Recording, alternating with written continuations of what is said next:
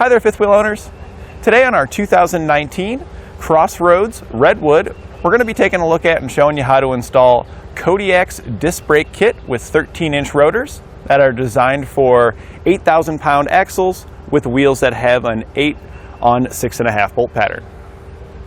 They're available in a raw finish or a dichromate finish. The kit comes with a full setup for one axle, so if you have multiple axles on your trailer, you can pick up as many kits as you need. Disc brakes are going to give you superior performance over your typical drum brakes that come on your trailer. This is mainly due to having increased surface area. Our pads here squeeze on each side. We get really good contact. With shoes, as the shoes spread out, you normally only get a little bit of contact on each side of the shoe. If you've ever taken them apart after they've worn down, you'll see they're significantly worn, usually on like the tops or the bottoms, but not on the other side because you don't get that much surface area contact. That's going to decrease your stopping distance since we're going to have more stopping power here with these brakes. And since these use a hydraulic setup, you get a smoother brake application, so it feels more natural when you're stopping. These are also going to be less maintenance than what your drum brakes are going to be. Drum brakes, even though most of them say that they are self-adjusting, the self-adjusters on them, they just don't typically work as well as you would like them to. They sound great in theory, but a lot of times they only adjust when backing your trailer up. And you usually need to do a pretty good back up and stop to make the adjuster wheel even adjust. And there's a lot of situations under normal driving that you're just not going to get that and it's just not going to adjust, and you're going to have to do it manually. There's also a lot more parts inside of your drum brake system, so if you do take it apart, you have to do any repairs. It's a lot more work than with our setup here. Here we've got the old drums that we had removed from it, and you can see it's got all these parts in it. You've got your magnet here for the electronic brakes. You've got multiple springs, and when this one came off, when I took the hub off, the spring was actually sitting inside there, and you can see here where it started to chew up on our shoe. All these parts, I mean, they can fall apart. Again, if you have to put this back together and stuff, you have to get all these springs set up back in the right spot. It's just a big old mess. It's a lot of work, and the performance just isn't even close to what it's going to be with the disc brake system. The only moving part that we've got here is our caliper that squeezes the brake pads together against the rotor using hydraulic pressure. Changing brake pads is easier than changing shoes on a drum brake setup. There's just 2 bolts and your caliper comes off. They are pre-equipped with caps that work with Easy Lube axles, so if you do have those, that's really nice. The rubber cap here will just pop out, and then you can easily maintain your bearings by greasing them through the opening here.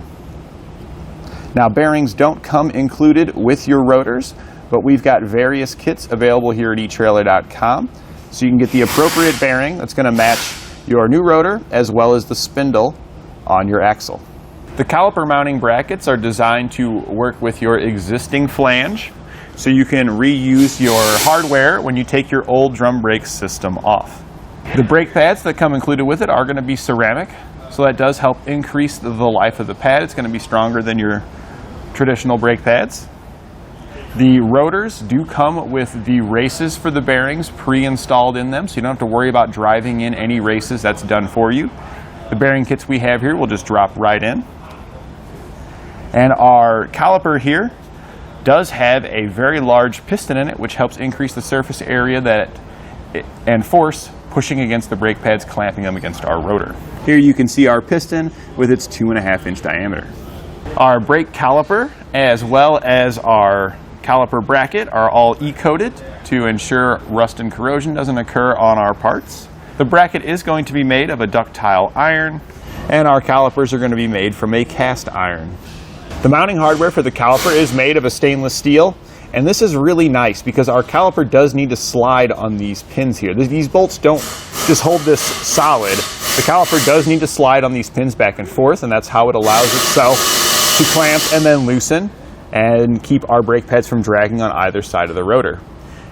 Sometimes if you have a bolt that's made of other materials, it can corrode, it can inhibit the sliding motion and potentially cause your caliper to bind on one side of the rotor, wearing down that pad and decreasing the life. With a stainless steel setup, it's going to keep that corrosion off of there, so that way it's going to have nice smooth operation for a long time.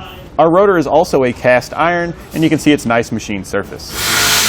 Now, one of the things you do need to keep in mind when installing a disc brake system is that it does require hydraulic pressure to activate the caliper, and it does require a higher pressure than what a drum brake system was. So if you are having a drum brake system already on your trailer that is hydraulic, you will likely need to step up the hydraulic pressure to make this system work.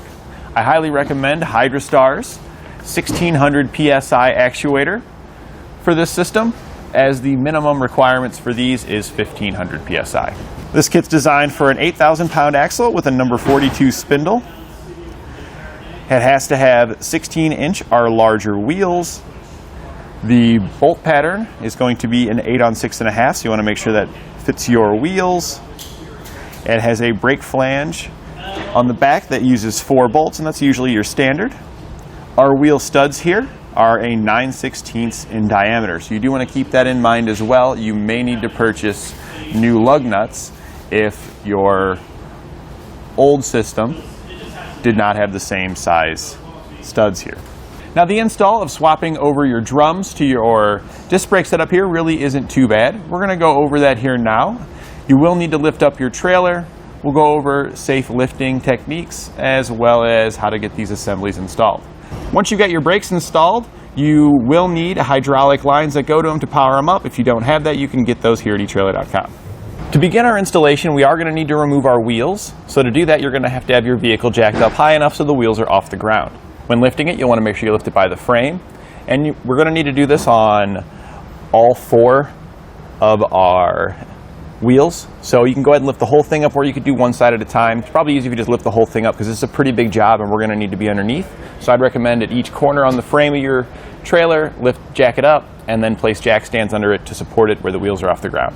Now we're on a lift here in the shop, but you could use your leveling jacks at home if you've got them installed. If they don't lift them up high enough to get the wheels on the ground, you could always place blocks of wood underneath and make sure you've got one that's large enough to fit the diameter of your pad. Now, once you've got it lifted up, though, if you do use your leveling jacks, you still want to make sure you have jack stands under the frame because we don't want to trust being underneath the vehicle being supported by hydraulic pressure. We want to have a solid stand underneath. Now that we've got our wheel off, though, we just remove the lug nuts and set it aside. One of the things you're going to notice here is that the cap is missing. On this particular vehicle here, whoever serviced it last, they over-tightened the cap, so you can see here where the threads used to be, where it threaded in. They're actually broke off and inside of our hub there.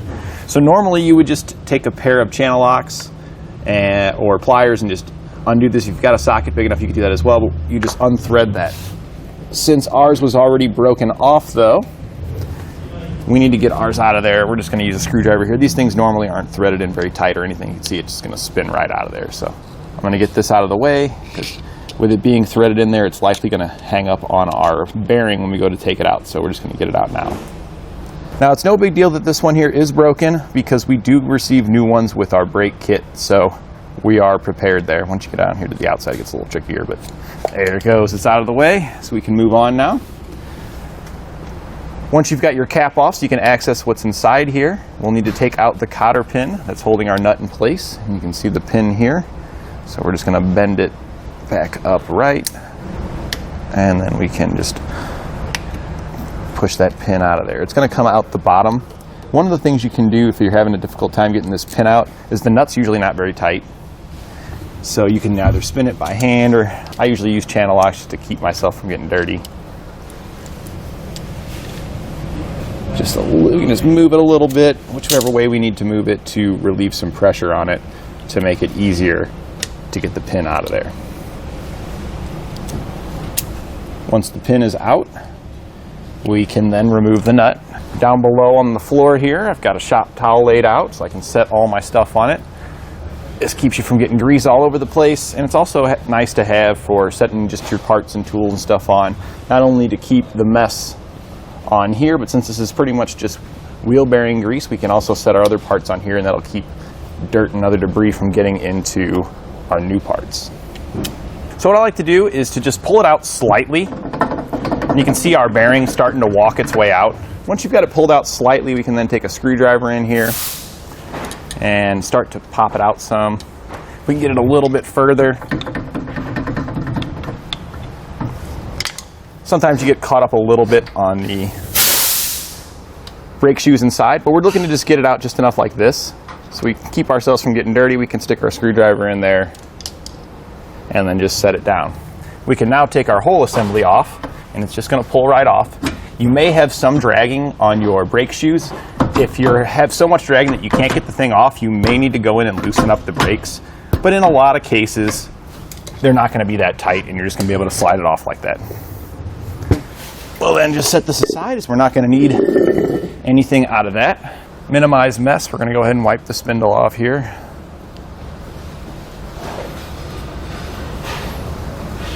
And you can actually see some of the grease here built up a little bit on the inside. So our grease seal was leaking a little bit on our old brakes. We're going to get new grease seals with our kit though, so not a big deal there. 4 bolts hold our brake assembly on that we're going to be removing. We're going to use a 3/4 inch socket to remove them, and on the back side there's going to be nuts that's also 3/4 inch, so we're going to want a wrench on that side to hold while we take it off.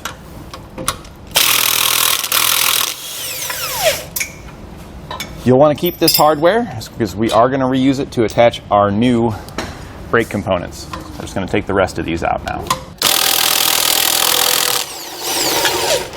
Now that we've got all the hardware removed, the only thing that's holding our brake assembly on here is the wiring around back where it attaches to the magnet. We're just going to cut off the wiring from the magnet here. So right there. Cut both of these wires, and now our whole assembly is just going to come off of there. Sometimes it doesn't come off just quite that easy. You might have to tap it with a little bit of a hammer just to break it loose, because it gets a little stuck around the flange from time to time. So we're going to go ahead and clean the rest of the grease off of here now. We're just using some brake clean just to get all that off of there, especially since this one had a leaking seal. Just get all that stuff out of the way. We don't want any of this potentially getting onto our rotors and stuff while we're putting things on. We can always clean it off if we do, but minimizing mess just helps keep everything a little bit easier going forward. We can now start mounting our new brake hardware on. This is our caliper bracket. This has to go on before we put the rotor on. You'll see here it is labeled. This is the outside, and the orientation of it is going to be dependent upon your axles. We've got 8,000-pound axles, so we're going to put ours at the position that faces towards the rear of our vehicle. So we're going to be like this. We're then going to attach it using the hardware that we had just removed to take off our old brakes. If you have a different size axle, you may want to refer to the instructions, as there may be different orientations to where you need to mount this bracket. We can then go back and tighten on our hardware.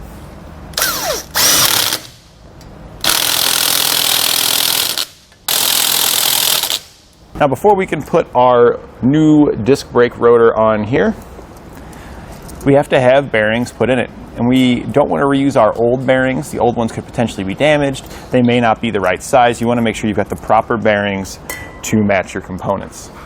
If we look at the back side of the inner race on our bearings, we'll have part number information on there. So you'll want to take the old bearings that you had removed from your old brake system, clean up one of those and get an idea of what the numbers are on it so you can ensure that you know the specs of that bearing. Because what this is going to provide your old bearing is going to give you the inside diameter that we need to fit onto our axle spindle. The outside diameter that matches your new brakes you'll be able to find in the information on our website, so you can ensure that you've got the appropriate bearing that's going to match both your axle as well as your new brake assembly. To be safe, it's a good idea to check your bearings on one of your wheels before placing your order, so that way you can ensure you get the correct bearings, because nothing sucks more than getting in here to do the brake full job install just to find out you've got the wrong parts and you've ripped everything apart and you can't go back together.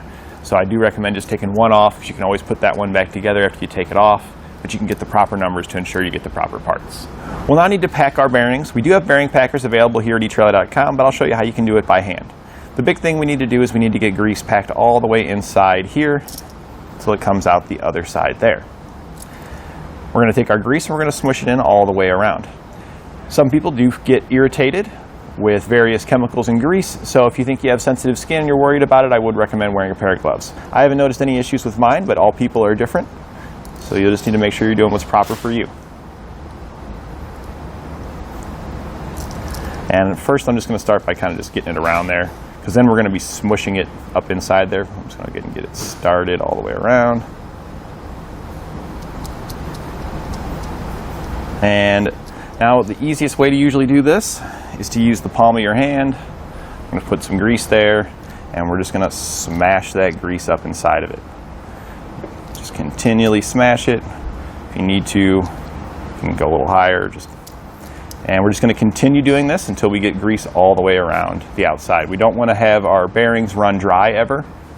So this is pretty critical to ensure that when we drive our vehicle, we have the proper lubrication inside of our bearings. If you don't, it could potentially eat it up. So here you can see that the grease that I've been pushing through on the back side is starting to come out around the seal here at the top. And that's what we want. We want it to be completely packed all the way around. Once you've got the larger bearing done, this is going to be your inner bearing. This one's going to set into the back side of your rotor, and we'll put our seal on to put that in. Since I'm all messy right now, might as well take the opportunity to grease your outer bearing. Just once you're done with this one, you want to make sure you set it in a place where it's not going to collect a bunch of dirt while you're finishing up. Now we can put our grease seal in. This is just going to sit right in the back. This is the inside here, so it's going to go towards our bearing. You can see the little spring there. Make sure your spring is in the lip all the way around. It should be when you pull it out. And we're just going to set that in place. And then we're going to drive it in using a seal driver kit. You can get that here at Etrailer.com. If you don't have a seal driver kit, one of the common methods is to just use a block of wood, but I'll show you here why this is not going to necessarily work out in this particular situation. We can start with it for sure, like you would any other seal, because this is a very common automotive practice, just to use the block of wood, because most commonly you drive these seals in until they're flush with the back of the rotor.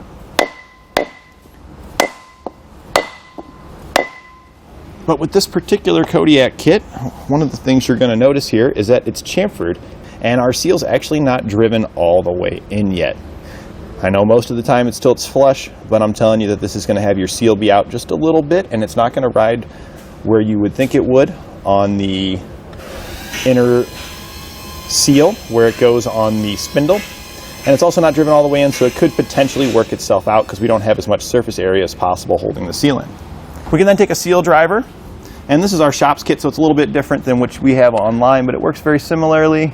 We're going to get an appropriate sized driver, line it up with the race. It needs to be basically the same diameter or just a hair smaller, and then we can finish driving it in all the way. And now that we've got it all the way in, you can see we're down flush with that chamfer all the way around. I know some people might get concerned, well, hey, is this going to push it in far enough to where it's going to hit our bearing? No, it's not. You can see the bearing still has plenty of room, so that's exactly how we want it there. We're then just going to smear a little bit of fresh grease on here just to make things slide on a little bit easier. All right, at this point we can lift our rotor up. It is heavy, it's a pretty big chunk of metal there, and then we're going to carefully slide it onto the spindle, being careful not to nick the grease seal that we put in on anything. So we're just going to bring it up. I like to rotate it around. Kind of watch what I'm doing as I go in. And push it in until it stops there. We can then take the new bearing that we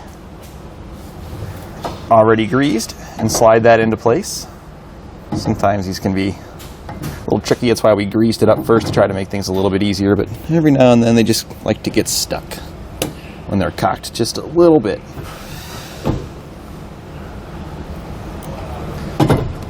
Sometimes that's the case. You can just pull it back out a little bit if it does get stuck.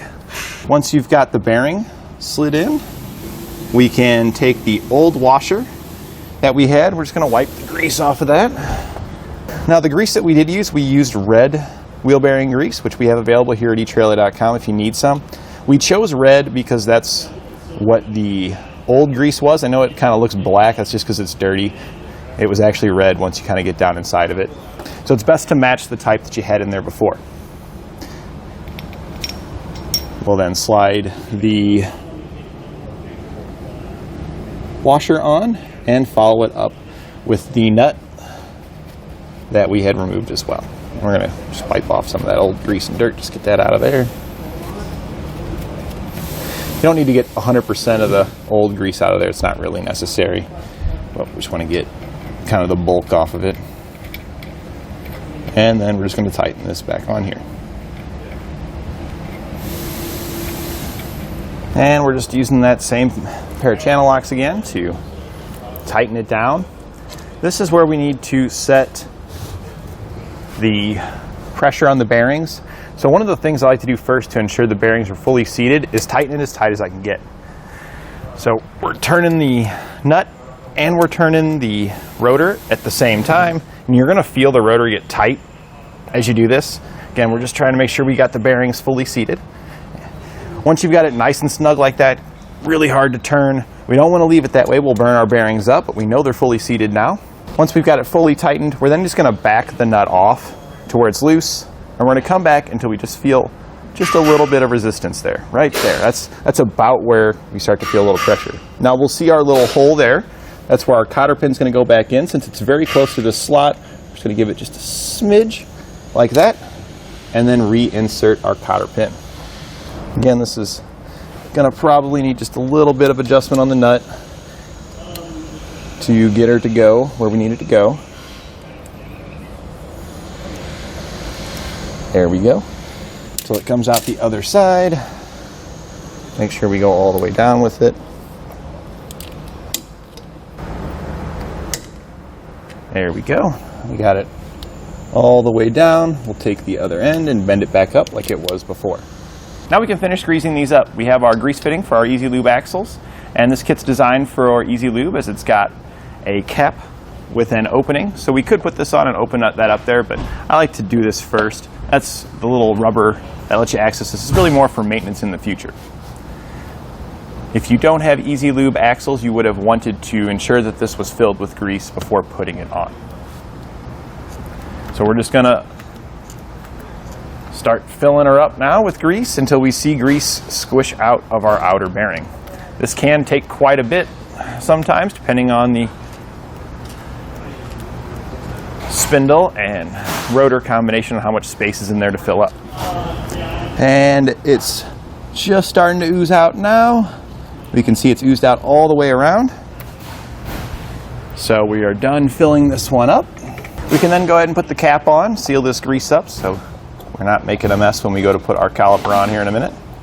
Let's just line these up and thread it on. Now there is a torque specification written on the cap here. However, most people aren't going to have a socket that is large enough to fit on this. And the big thing with this is just keeping the grease from coming out. There's a rubber seal here on the inside. So as long as we get it snug, we're going to be plenty fine there. The big thing with these really is just not to over tighten it, because it is just plastic. When we first started this job, you saw the ones that were broken off because those were over tightened. And that's plenty fine right there. We're snug. Our seal is made full contact all the way around, so our grease can't come out. We now got the caliper that comes in our kit here. We want to make sure that brake pad's pushed all the way in. A lot of times in shipping it kind of just pops out of there. Just push that in. The slides here also sometimes are pushed towards the center, and we need those to be flush. So if they are pushed in, push on those slides. Same thing with the one over here on the other side. Just push it until it's flush, just to make sure that we've got enough clearance for this to go on. We can then slide our bolts in, and they are sticking through there a little bit. We're just going to pull them back because they're going to be in the way. We'll then just take our caliper. We're going to slide it over our rotor. Each side should sit nice and flush here with our bracket, and then we can take the bolts that we had slid in there and thread those in. And then we're just going to thread these in. I like to start each one by hand before tightening them down, because sometimes when you go to tighten them down, it might not be quite lined up and you'll fight getting the other one started. We can then go back and tighten them down. Now that we got them started, we're tightening them down using a 1/2 inch socket. We can then go back and torque these bolts to the specifications found in our instructions.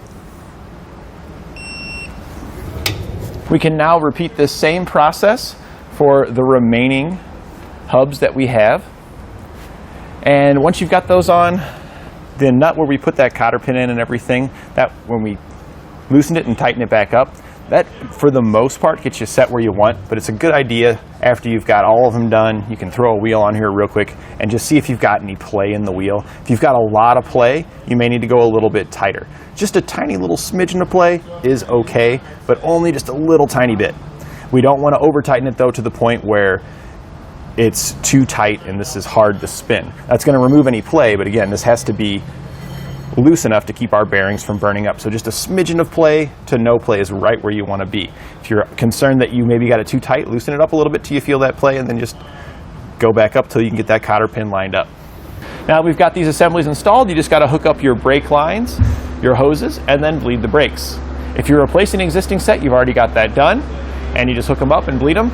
If you need to add brake lines and an actuator, if you're going from an old electric system to a hydraulic system like we are here, then I would highly recommend Hydra Star's 1600 PSI brake actuator, and they also have brake line kits available here at Etrailer.com in various lengths for the amount of axles you have and the length of your trailer. So now we've got everything installed, we need to bleed the brakes. So we're going to go ahead and remove the cap.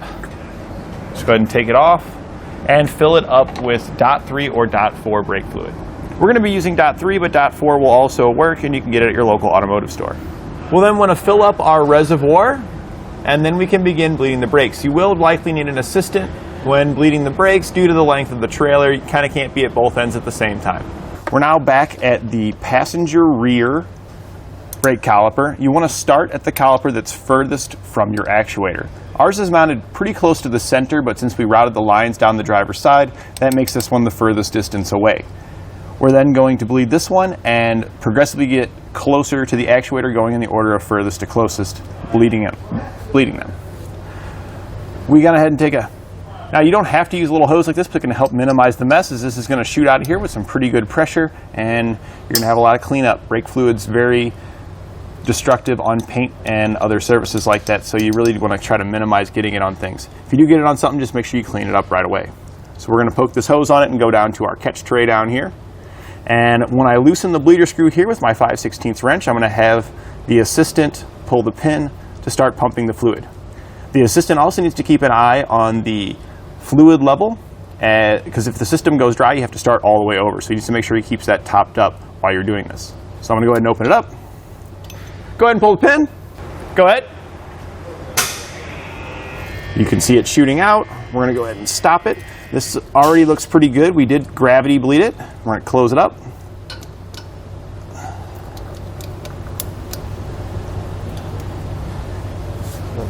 And since we didn't really have too many bubbles there, we can move on to the next wheel. We're going to go ahead and do this one more time just to make sure there's no bubbles. If you do see a bunch of bubbles going down your clear tubing like this, that means you've got air in the system and you need to continue to bleed until you get it with nice solid stream of fluid through here. Remember that assistant needs to keep topping up that reservoir as we go. So let's just do this one more time just to make sure everything's nice and clean. Go ahead and pull the pin. Oh yeah, and that is nice and solid, so we're going to close it up. Go ahead and stop. And you can see there's no bubbles in any of that, so we're just going to pull that off and it'll finish draining down.